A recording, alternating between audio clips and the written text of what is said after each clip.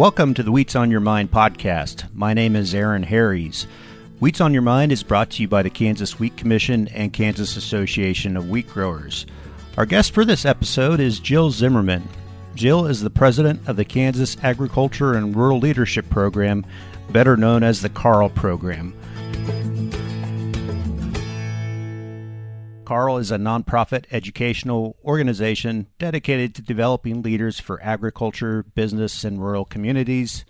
In 1989, a group of 20 individuals from across Kansas agriculture met to discuss the need for an extensive educational program designed to build a leadership base for rural Kansas, and the first meeting for the KARL board was held October 3rd, 1989, and in 1990, KARL Incorporated was formed. Since 1991, over 400 participants have honed their leadership skills and developed invaluable connections for the betterment of rural communities and Kansas agriculture.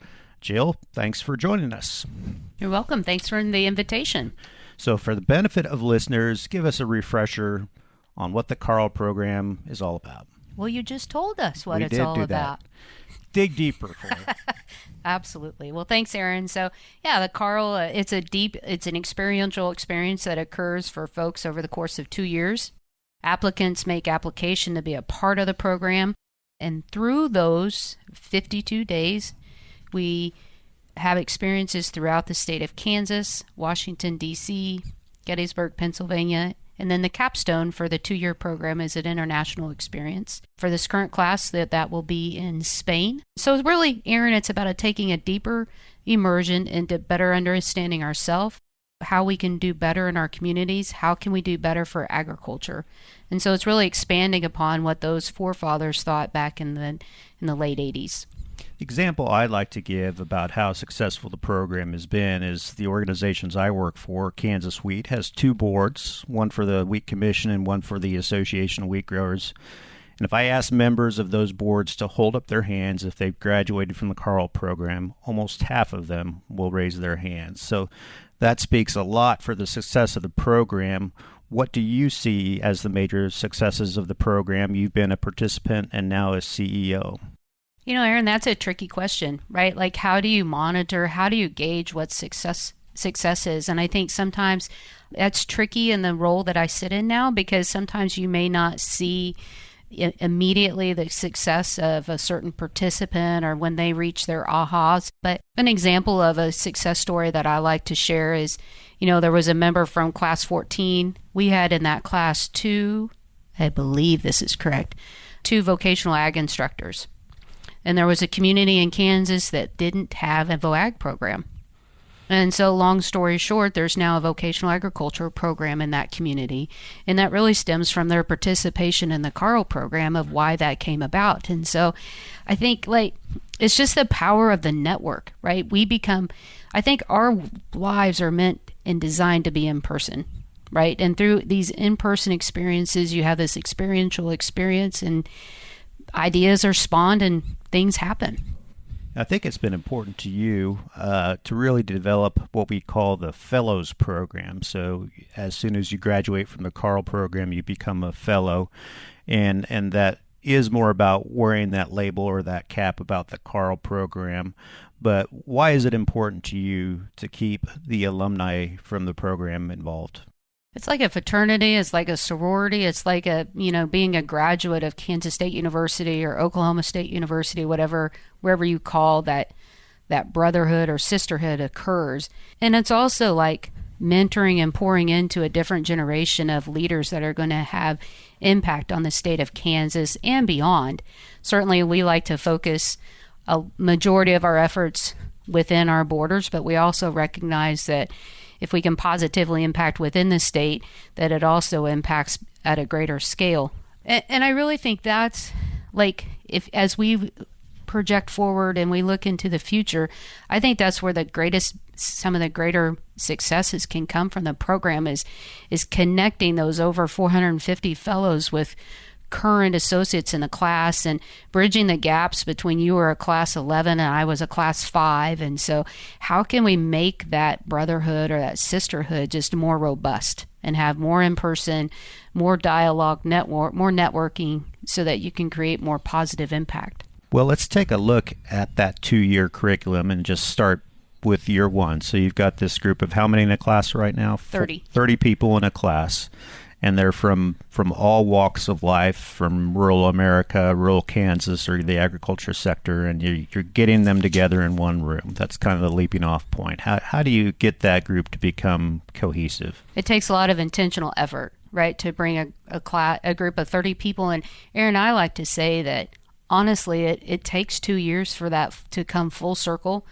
And honestly, I think folks, at the end of that, they may not really see that full circle even beyond their 2-year experience. But it really happens in the beginning. And I think you have to be super intentional about creating that Genesis seminar, is what we call the first seminar of their 2-year experience. And you have to be super intentional about designing 3 days that really cause that deep immersion and that connection with people, because it's a blend. So each seminar is a blend of speakers and travel. And oftentimes, if you've got 30 folks, that's a lot of people to try to reconnect with or try to get to know on a deeper level. And so how we design that first seminar is especially important. Well, let's go through year one calendar. What are the different cities on the program right now, and the different objectives in those cities? Just so people have a point of reference, today we're in between year 1 and 2.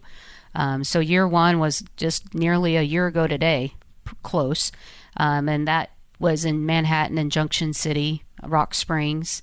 November is in Garden City. December was in Goodland and Colby. Then 2023 rolls around and we head to Topeka, to the capital. Leavenworth, Kansas City, and then Washington, D.C. and Gettysburg, Pennsylvania happened in March of 23. So year one, you're starting out in western Kansas, and if I recall back to my class, one of the objectives I had was to learn more about western Kansas, which is truly rural compared to where I grew up, and the different industries and the concerns about water and the cattle industry and things like that. How eye-opening is that for some of the class members you see that don't come from that background? Garden City is the place for that to happen, right? Whether it's Garden City or Goodland and Colby. But personally, I really like Garden City being the launching part. Garden City just approaches agriculture in a different manner. And I mean that in a positive light. And so they are, how can we make that happen? And their total focus every day, you'll hear from is people and water, water and people, right? And so as Kansans and people that live in the Midwest, if we can figure out water and people, people and water, that solves a lot of our issues. And so I think it's really just a great launching point for the class. And it also, the size, the scale, of the pace of change, the acceleration of how things have developed and evolved. And Garden City's been really good to KARL since the beginning. And it doesn't mean that we wouldn't explore other places in Southwest Kansas, because, gosh, there's a lot happening in that part of state, from innovation and technology. The class this summer did a summer social out west. And I think those summer socials could really that's probably another conversation we could have later today, but can really set the stage to have a grander conversations about involving the network.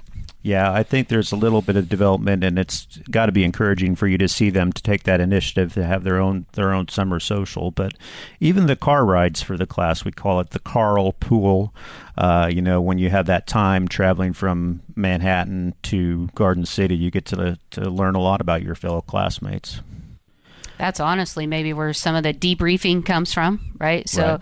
You're also looking at what we're going to look at this week, or maybe as you ride home, some of that unpacking of what we learned.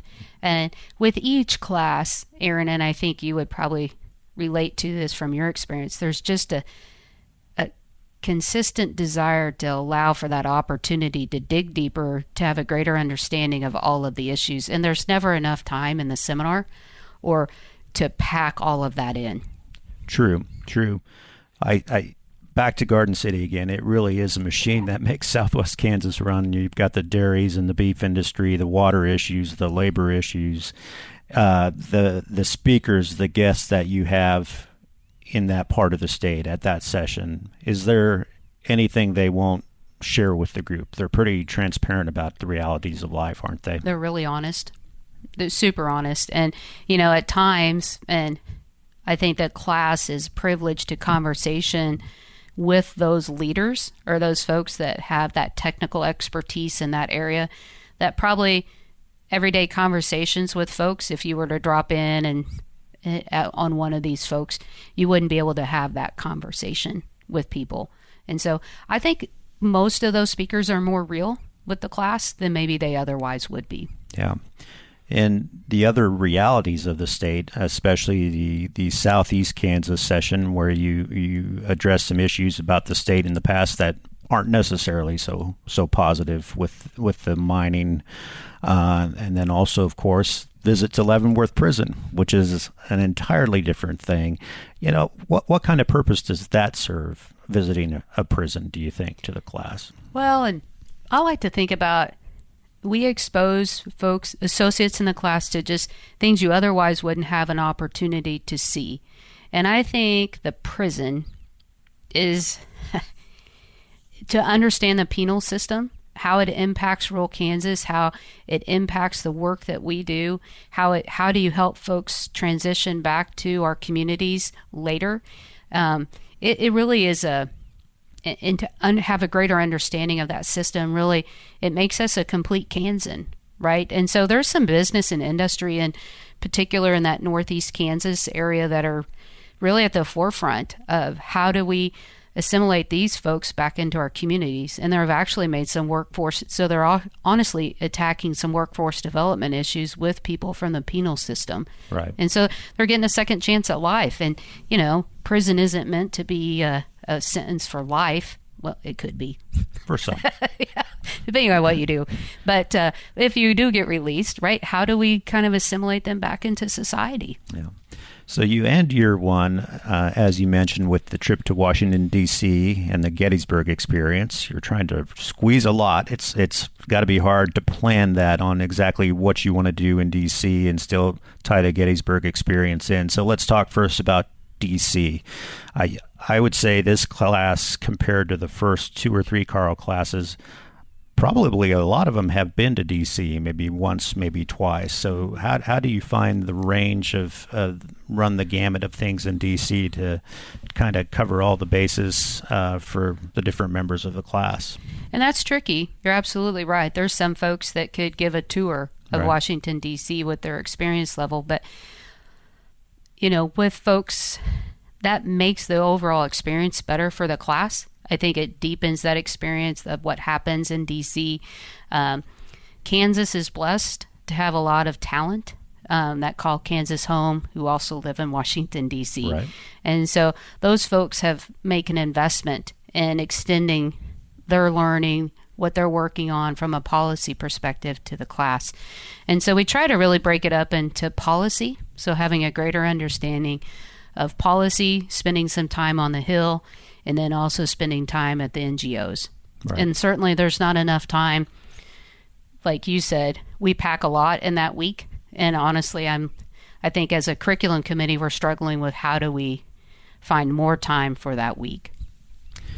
What do the politicians think of the KARL program? They're very generous with their time, obviously. All try to make an effort to meet with the class. They certainly do hold a high opinion of the class, don't you think? Absolutely. And so we, I don't want to get in trouble for being political or not being political here, but, Senator Moran, when he addressed the class this year in Washington, D.C., he shared that he's never not met with a KARL class when we've been to D.C.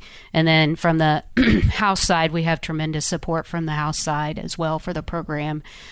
Tracy was a former board member. Right. So we're very fortunate in that regard that there's people on both sides that care about KARL and recognize the value of the experience. And they have the advantage of seeing what those class members become down the road and see that success there. So yeah.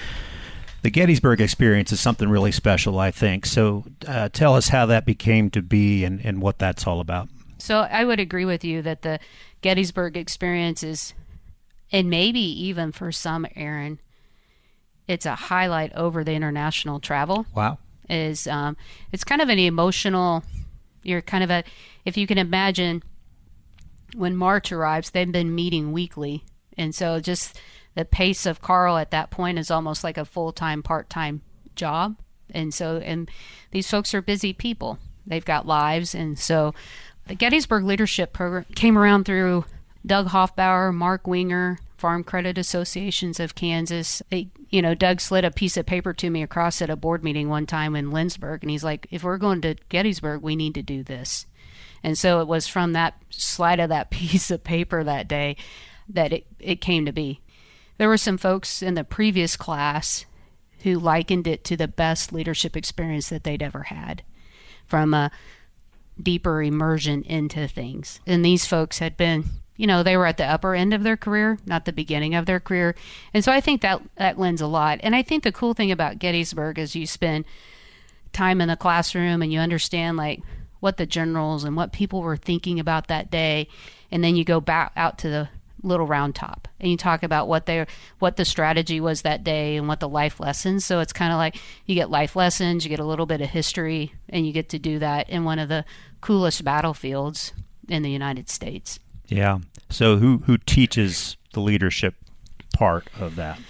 So they are all through the Gettysburg Leadership. FCC, Farm Credit Services, has they have staff that they staff. So they see other people. So it's a full-time kind of a arm of their business, if you will. So they have other folks there's probably a staff of 5 probably that facilitate that conversation, plus the licensed battlefield guides that supplement what happens in the classroom.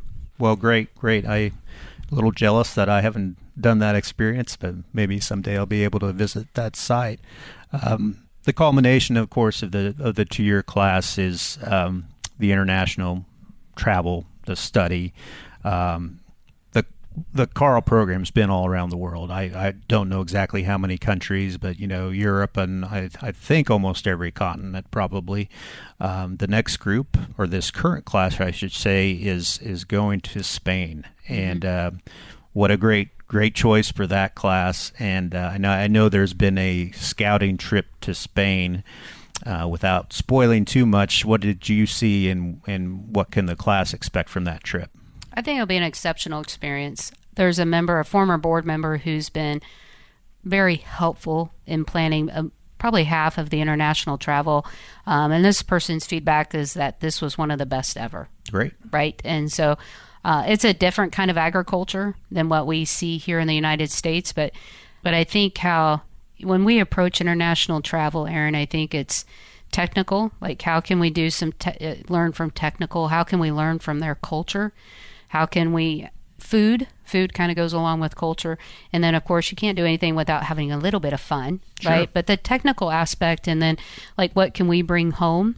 The last class went to the United Arab Emirates, and a lot of folks have questioned us why we went to United Arab Emirates. But I think it's more important than ever, like the why of the Midwest, why you would go to that part of the world. So how does that international study trip work? I mean, you're a 3-person crew, the KARL program. Obviously, you can't be a travel agent at the same time. So how does that site get selected without disclosing too much confidential? And then how do you go about setting up a trip like that? So we have a committee. And so that committee will kind of vet through. They have a list of 5 or 6 countries, or maybe it's even a bigger list than that, of kind of like, here's where we've been, here's where we haven't been, here's places, and then kind of what's going on in the world influences where people are, where countries are on that list. From that committee works through, and then at that time we work with a travel company, right? So you've alluded to it, we're a small staff, and honestly, that's a technical space that we don't want to stub our toe. Mm-hmm. Right. And so ensuring that the class has an exceptional experience overseas, and you don't want to drop any balls overseas or with international travel. And so we've worked with a couple different firms in my time with KARL, and I've found both of them, they love to work with us. KARL's a member of an international association of programs for ag leadership. And the program that the team that we're working with now probably does travel for 75% of the programs that are similar to us. Okay.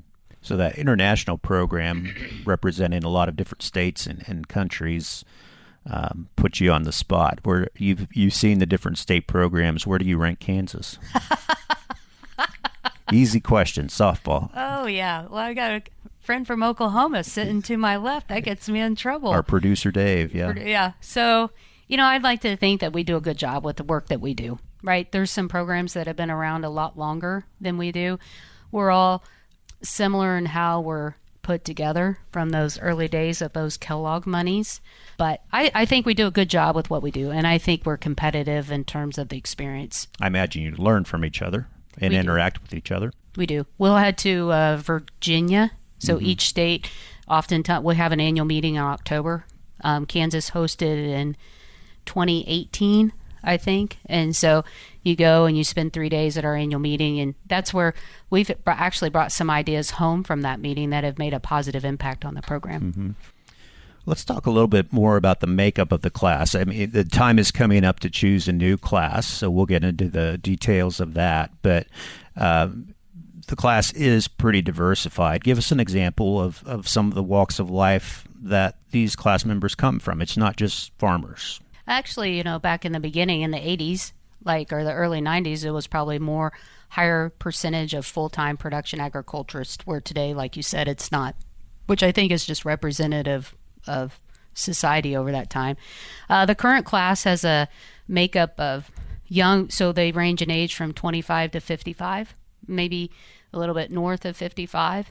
We have more women than men in this class, which I think is the first time that we've done that.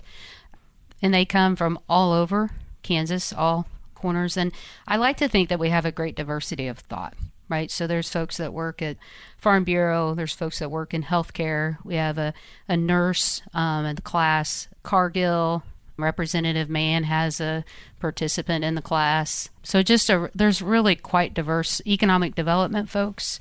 And I think they invest a lot in each other and pour in a lot of each other. Communications specialist type folks. Yeah, it's a great class. KARL's name does have agriculture and rural in it, and I really think there is an emphasis on that rural part now. The challenge has got to be keeping the curriculum fresh and evolving that curriculum. The classes have changed since, class one in terms of technology, social media, the lifestyles of people, how well traveled they are. How do you keep in front of that? It's tricky.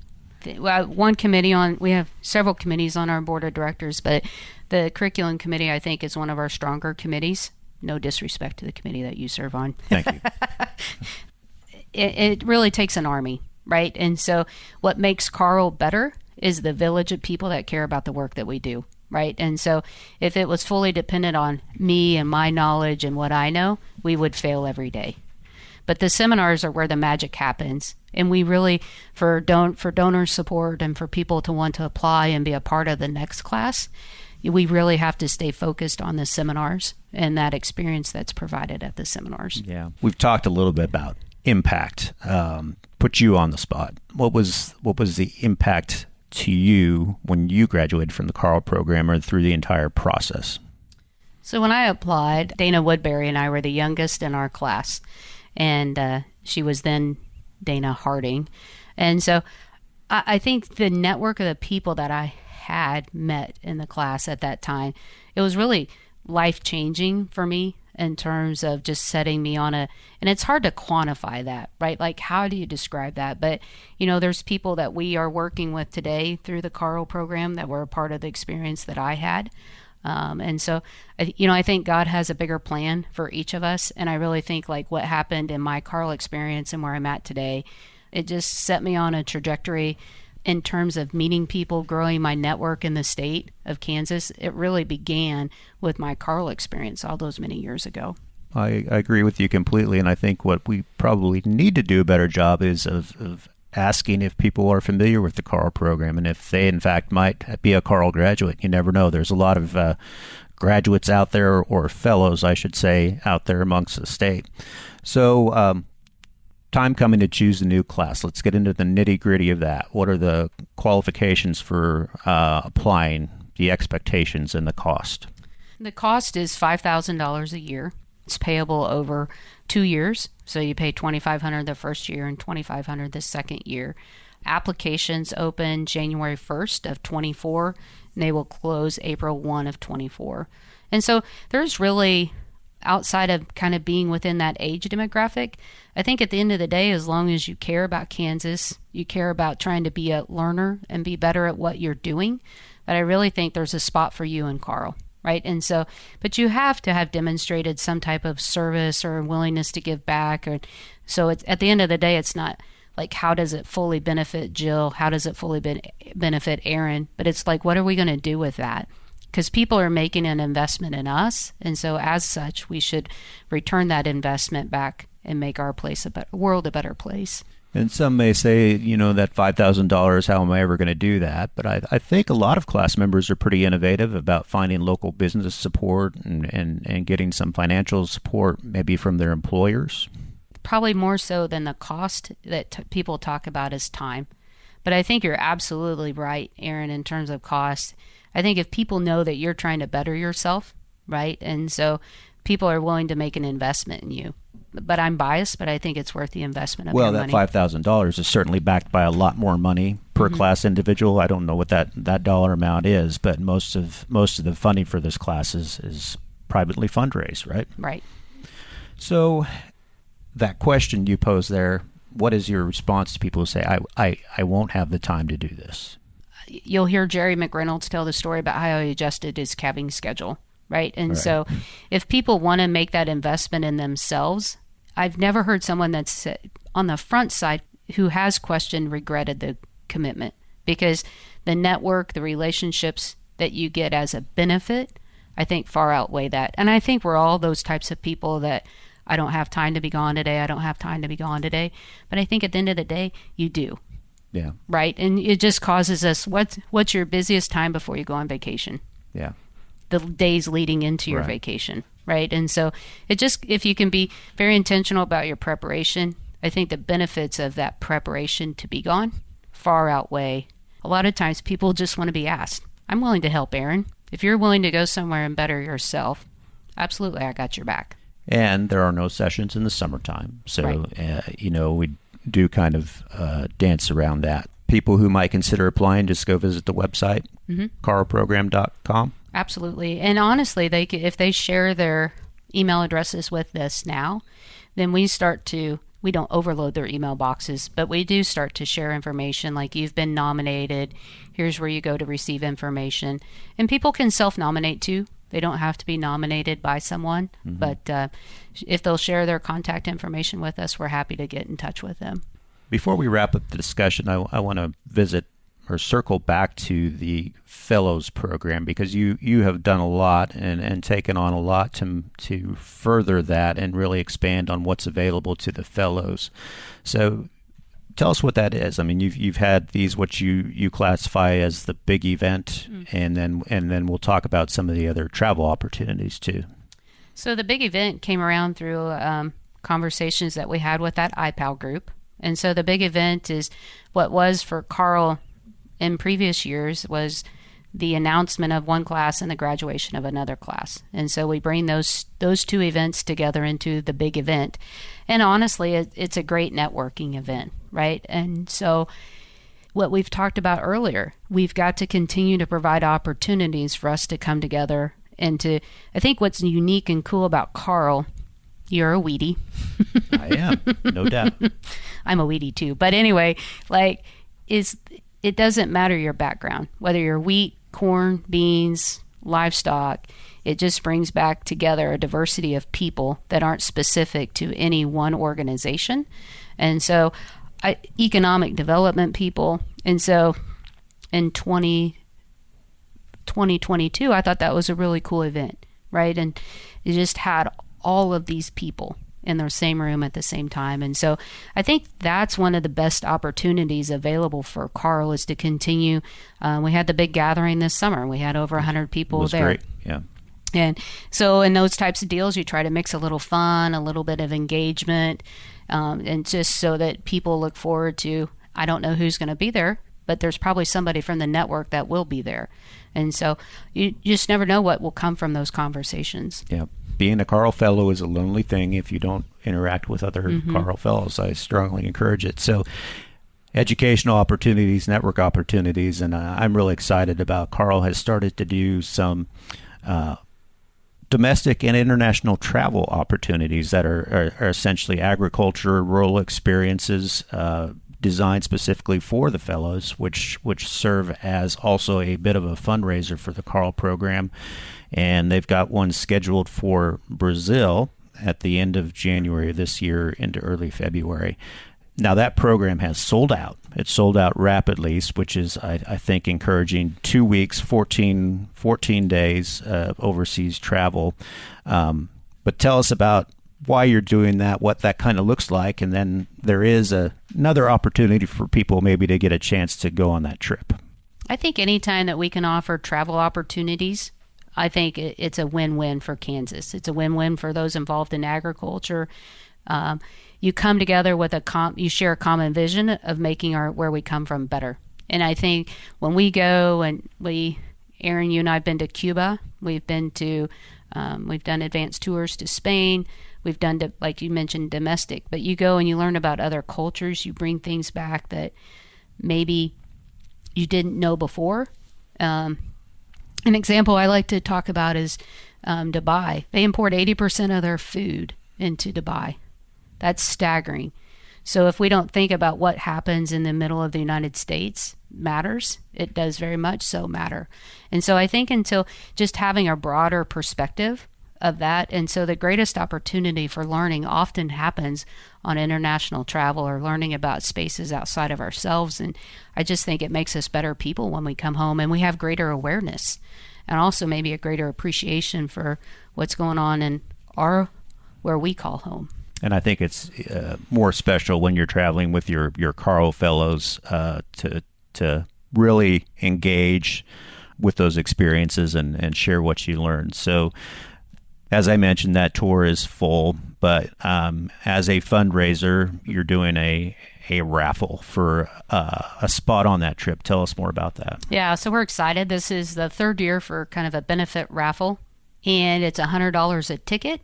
And whoever the successful ticket is that we draw either has a chance to have a seat on the trip to Brazil. We've also reserved a companion seat. So if they want to bring a companion along, they would have that opportunity to do so. Should they not want to travel to Brazil, there's an opportunity they can just take a $5,000 cash as well. So it's really like your odds are probably greater to win this than all the big Powerballs and all that stuff. Oh, certainly. Much better. But only it's $5,000. It's not like millions and billions, right? But these are the best odds you're going to have in some contests. So. Yeah, and it supports a great cause. Yeah, and I hope the winner would take the spot on the trip. That's a value closer to $6,000 or probably higher than that, and an experience that most won't get to do because it's not just a tourist trip to Brazil. It truly is digging into agriculture and culture. People can learn more about it and buy a raffle ticket, again, at the KARL website. Is that the best way to do it? Yep, KARLprogram.com. Okay. Well, Jill, the KARL program is certainly legendary. That's the tagline for the KARL program, but it does rely on individuals and businesses for support, and I know you're with the board starting a bigger venture, maybe to raise some more funds for the longevity of the program.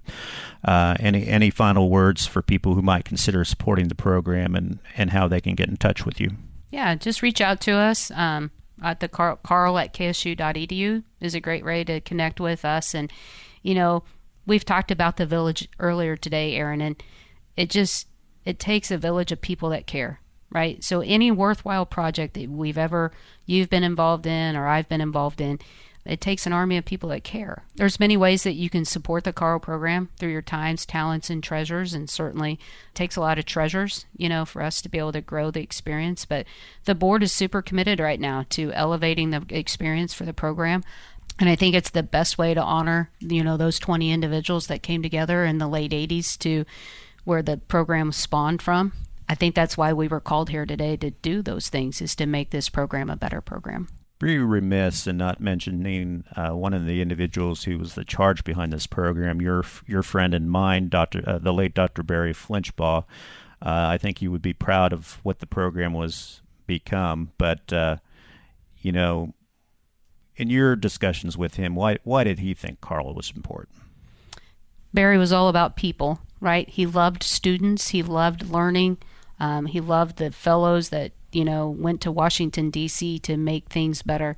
There's a lot of learnings that we can learn from what I think some of his work was timeless, right? The Kings and Kingmakers speech, which, their family gave us the blessing to develop a fund and name it the Kings and Kingmakers Fund. His teachings really were, and he cared about people. He's one of the few people that, if you think about the tax policy work he did and things like that, those are still laws today that impact Kansas. And so he just cared about Kansas, right? And he was a Pennsylvania Dutchman, right? Yeah. Amen. But, and I can't say why, but he loved leadership. He loved people. And Kansas had tried to start a program several times, and it really took Barry putting the people in the room to say, let's do this. And so I think we're grateful for his leadership in that regard. In a lot of ways, all the KARL Fellows are students of his, whether they took his class or not. So, absolutely. Jill, it's been a pleasure. Always. Thank you for joining us and telling us more about the KARL program. And again, anyone listening to this podcast, I encourage you to go to the KARL website, learn more about that Brazil trip and how you can support the program, leaving your own legacy, maybe a long-term gift for the KARL program. Thank you, Jill. Thank you. My thanks to Jill Zimmerman with the KARL program for joining us for this episode of the Wheats on Your Mind podcast. If you have any questions for any of our guests or have a topic you'd like us to cover in the future, please email us at podcast@kswheat.com. My name is Aaron Harries. Thanks for listening.